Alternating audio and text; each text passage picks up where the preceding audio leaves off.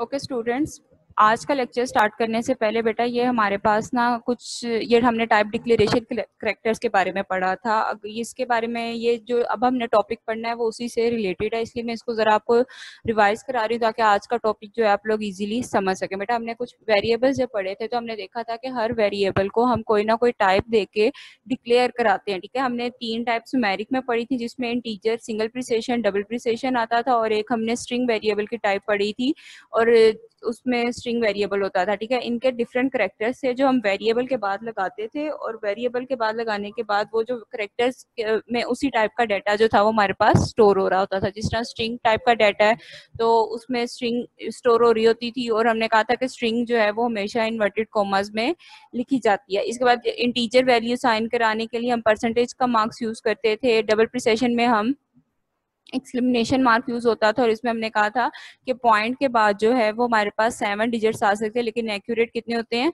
6 accurate होते हैं। और डबल प्रिसेशन में हमने कहा था हैश सिंबल यूज होता है, और इसमें कहा गया था कि इसमें जो है सिंबल जो है वो हमारे पास 18 आ सकते हैं, लेकिन 17 आ सकते हैं, लेकिन 18 जो 16 जो होते हैं वो एक्यूरेट होते हैं हमारे पास। ठीक है बेटा, ये थी इसकी, आप थोड़ी सी देख लें आगे। अब हमने इसी की कन्वर्जन देखनी। अब आ जाए आप लोग पेज नंबर 31 पे।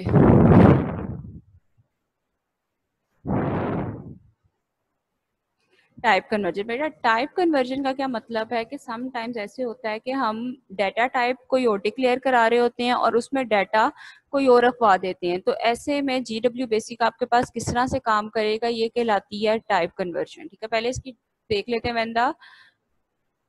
when the program tries to store one type of numeric value to a variable of another type, जबकि प्रोग्राम में आप लोग क्या करते हैं कि आप न्यूमेरिक वैल्यू की जगह कोई और टाइप की वैल्यू स्टोर कराना रखते हैं। GW basic performs the type conversion according to the following rules. तो जो जीडब्ल्यू बेसिक है वो आपके टाइप कन्वर्जन कर देगी उसके ऊपर इन रूल्स को फॉलो करते हुए।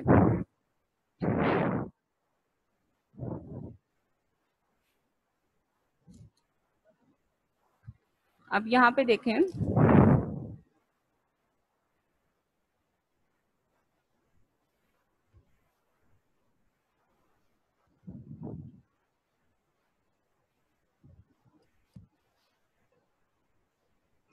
फॉर एग्जाम्पल बेटा मैंने लिया एक वेरिएबल ए, उसमें मैंने डाटा टाइप रख दी परसेंटेज। अब आपको पता है कि परसेंटेज की जो टाइप होती है वो क्या होती है, हमारे पास इंटीजर डाटा टाइप को रिप्रेजेंट कर रहा होता है, और इसमें मैंने वैल्यू रखवा दी 2.134। ठीक है, तो अब ये क्या है, देखें ये पॉइंट वाली वैल्यू, जबकि हमने देखा था कि इंटीजर में जो है पॉइंट वाली वैल्यू हमारे पास नहीं आ सकती है। जो है इसमें सिर्फ कौन सी आती है, हमारे पास इंटीजर वैल्यू ही स्टोर होगी। तो इस पे क्या होगा कि अगर आप इंटीजर वैल्यू में इस तरह की कोई वैल्यू रखवा देंगे तो आपके पास जो ए परसेंटेज जब आपके पास कंप्यूट करके रिजल्ट आएगा, हमारा ट्रांसलेटर जब इसको करेगा तो वो आपको सिर्फ 2 शो कराएगा। बाकी की जो ये एरिया है ये वाली सारी वैल्यूज रिमूव हो जाएंगी। ठीक है, ये वाली वैल्यूज जो है आपके पास ये क्या हो जाएंगी, आपके पास वो इग्नोर कर देगा, वो इसको लेगा ही नहीं, वो सिर्फ इसको लेगा और आपके पास क्या है परसेंटेज को शो करा देगा। ठीक है, उसके बाद ये कर लेगा। अब बेटा अगर आप करते हो कि A percentage is equal to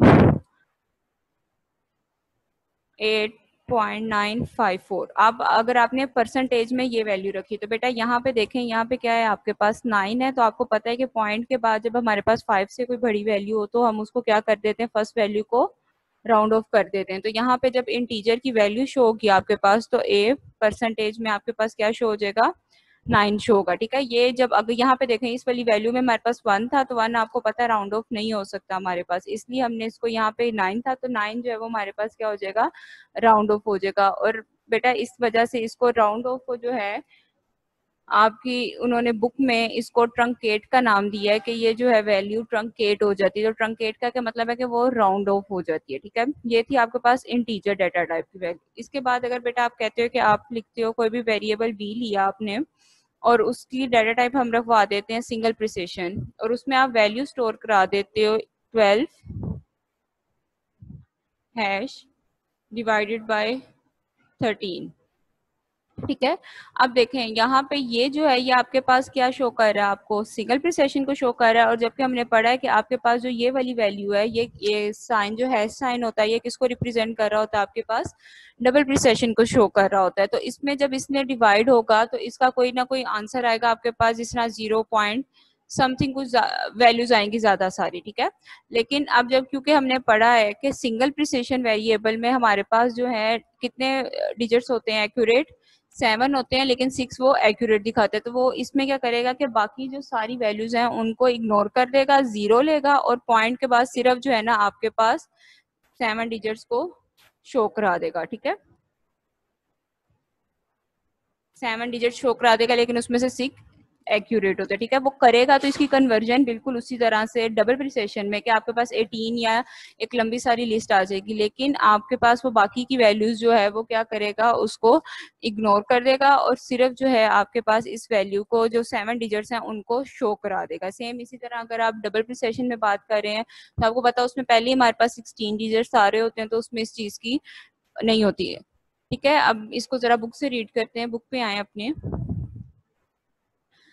if a numeric constant, first rule देखें इसका if a numeric constant of one type is assigned to a numeric variable of a different type. वो कह रहे हैं कि अगर एक न्यूमेरिक वेरिएबल को कोई दूसरी टाइप का न्यूमेरिक वेरिएबल असाइन कर दिया जाता है, the number is converted according to the type of the variable. तो नंबर जो है वो आप उस टाइप के अकॉर्डिंगली ही कन्वर्ट होगा। यहाँ पे उन्होंने लिया लेट स्टेटमेंट, अभी आपने आगे पढ़नी है, क्या होती है एक्स परसेंटेज। परसेंटेज आपको पता है इंटीजर को शो करा रहा है, और वैल्यूज में आपने क्या रखवाई हुई है, फ्लोटिंग पॉइंट, यानी उसकी वैल्यू रखवाई होती है आपने, सिंगल प्रिसिशन किया तो वो इंटीजर से फ्लोटिंग पॉइंट नंबर को स्टोर करे। तो जब आप प्रिंट करके रन करेंगे प्रिंट एक्स को, तो वो रन करके आपको सिर्फ 51 रिटर्न करेगा, बाकी की वैल्यू जो है वो क्या कर देगा, इग्नोर कर देगा। जिस तरह यहाँ पे 3 था तो इसने इसको ट्रंकेट नहीं किया, इसने सिर्फ आपको उसी की वैल्यू शो करा दी जो आपके पास पॉइंट से पहले वाली फिगर थी, ठीक है।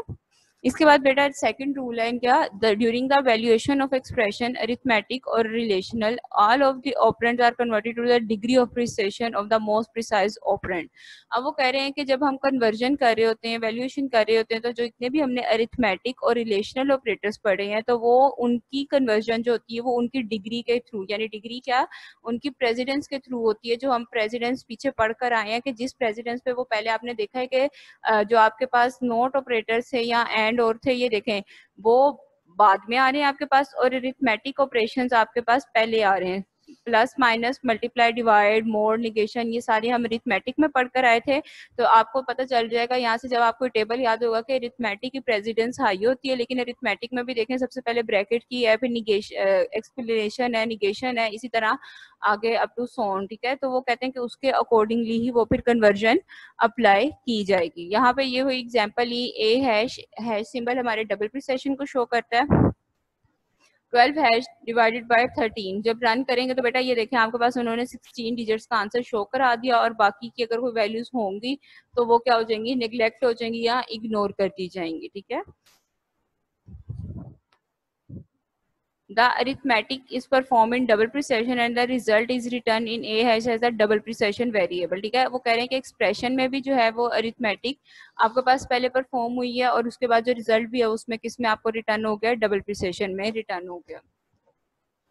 अब देखें नेक्स्ट आपके पास ए उन्होंने खाली ली है, इसके साथ कोई डाटा टाइप डिक्लेयर नहीं है। तो ये भी हम चीज पढ़कर आए हैं कि जीडब्ल्यू बेसिक में अगर आप लोग डाटा टाइप डिक्लेयर नहीं करेंगे तो वो as a real type variable उसको कंसीडर करता है। तो उसने रियल टाइप वेरिएबल कंसीडर करके उसका आपको आंसर, और रियल टाइप वेरिएबल कौन से होते हैं आपके, सिंगल प्रिसिशन वेरिएबल होते हैं, तो उन्होंने उसमें आपको आंसर रिटर्न कर दिया गया, ठीक है।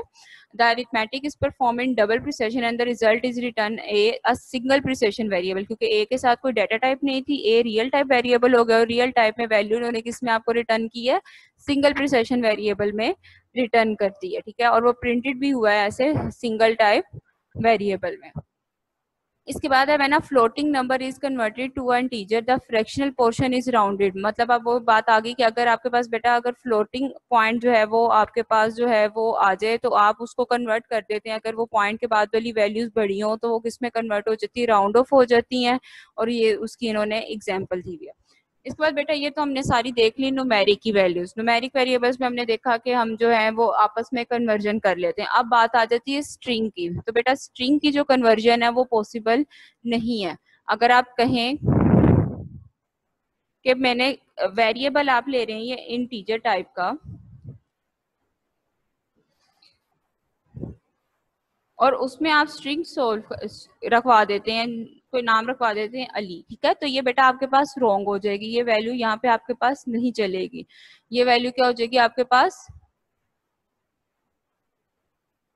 रॉन्ग हो जाएगी, ठीक है। इसके बाद अगर आप लेते हैं कि आप कहते हैं कि स्ट्रिंग वेरिएबल आप ले लेते हैं $, और आपको पता है डॉलर से हम रिप्रेजेंट करते हैं, और इसमें आपको न्यूमेरिक वेरिएबल रखवा देते हैं, तो ये भी जो है आपके पास क्या हो जाएगी, कंडीशन रोंग हो जाएगी। ऐसी कन्वर्जन कभी भी नहीं होगी, वो आपको हमेशा एरर शो करा देगा। स्ट्रिंग की कन्वर्जन पॉसिबल नहीं है। स्ट्रिंग की वैल्यू जब भी हमने देंगे तो हमने $, का साइन साथ लाजमी लगाना है, और स्ट्रिंग को उसमें रखना है, अपनी इन्वर्टेड कॉमर्स में लिखेंगे तो ही रन होगा। कन्वर्जन हमेशा न्यूमेरिक वेरिएबल्स की आपस में होगी। न्यूमेरिक वेरिएबल्स कौन कौन से, integer, single precision, double precision, इन तीनों की कन्वर्जन जो है वो आपस में होगी, इसके अलावा और कोई कन्वर्जन आपस में नहीं होगी। आप स्ट्रिंग की कन्वर्जन आपस में नहीं कर सकते, ठीक है बेटा। ये इसकी मार्किंग है, ये आपने सारी करनी है। इसमें से ये sometimes long as a long के बी पार्ट में भी आ जाता होता है, और एमसीक्यूज भी इसमें से मस्ट है। उन्होंने आपके सामने एक एक्सप्रेशन रखा होगा, जिस तरह ये फॉर एग्जांपल ये आपके सामने लिखा हुआ है x percentage is equal to 51.39, तो वो कहेंगे कि इसको इसका आंसर क्या होगा। जब ये प्रिंट एक्स होगा तो इसका आंसर क्या होगा, तो आपको पता होना चाहिए कि परसेंटेज का साइन जो है वो इंटीजर के लिए यूज हो रहा है, तो ये कन्वर्ट करके सिर्फ हमें 51 रिटर्न कर देगा, ठीक है। इसमें से एमसीक्यूज मस्ट है, और समटाइम्स ये B as a B part जो है ना, लॉन्ग क्वेश्चन भी आपके पास यूज हो जाता है, ठीक है।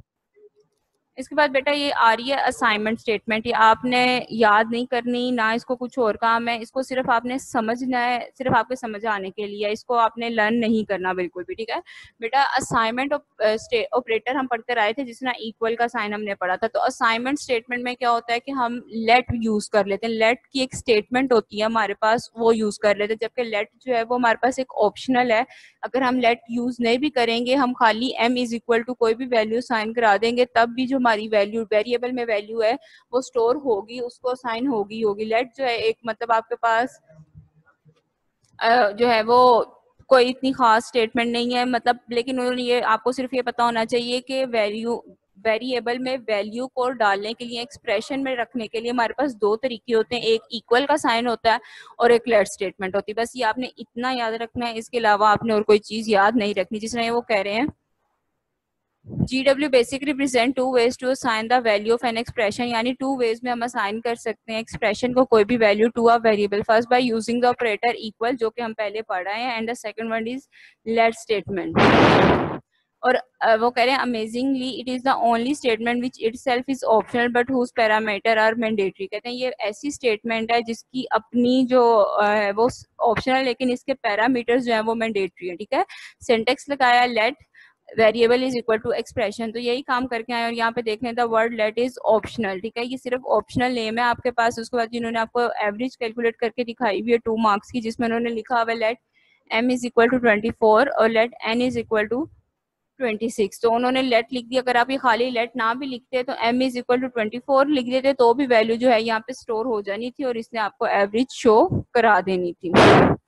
और उन्होंने नीचे नोट में आपके पास ये लिखा भी हुआ है, this program can also be completed without using let statement, ठीक है। तो ये लेट स्टेटमेंट के बगैर भी आपके पास ये जो स्टेटमेंट है वो आपके पास प्रोग्राम काम करेगा ही करेगा, ठीक है। बस आपने इसमें ये याद रखना है कि वेरिएबल को वैल्यू साइन कराने के लिए बेसिक में दो तरीके होते हैं, एक लेट और एक इक्वल टू, और जो मोस्टली यूज होता है वो हम इक्वल असाइनमेंट ऑपरेटर ही यूज करते हुए काम करते हैं। लेट बहुत कम होता है, वैसे करते कोई भी नहीं है, जिसकी अपनी कोई खुशी हो तो वो उसे कर लेता है, वरना लेट स्टेटमेंट यूज नहीं होती हमारे पास। इसके बाद जी बेटा अब यहाँ तक तो हमने जो चैप्टर का नाम था वो हमारी हो गई है। अब चैप्टर का लास्ट टॉपिक है इनपुट आउटपुट स्टेटमेंट। अब इनपुट और आउटपुट के बारे में आपको बताने की वैसे जरूरत तो नहीं होनी चाहिए, क्योंकि आप ये डिटेल में पढ़कर आए हैं कि इनपुट क्या होती है आपके पास और आउटपुट क्या होती है। आपने उनकी डिवाइसेस के बारे में भी 9th में पढ़ा है कि इनपुट क्या होती है और आउटपुट क्या होती है। बेटा अब जो नेक्स्ट लेक्चर होगा उसमें हम अपनी इनपुट आउटपुट स्टेटमेंट्स को डिस्कस करेंगे, और वो 3 स्टेटमेंट है आपके पास, और तीनों में लॉन्ग क्वेश्चन बनते हैं आपके पास, ठीक है।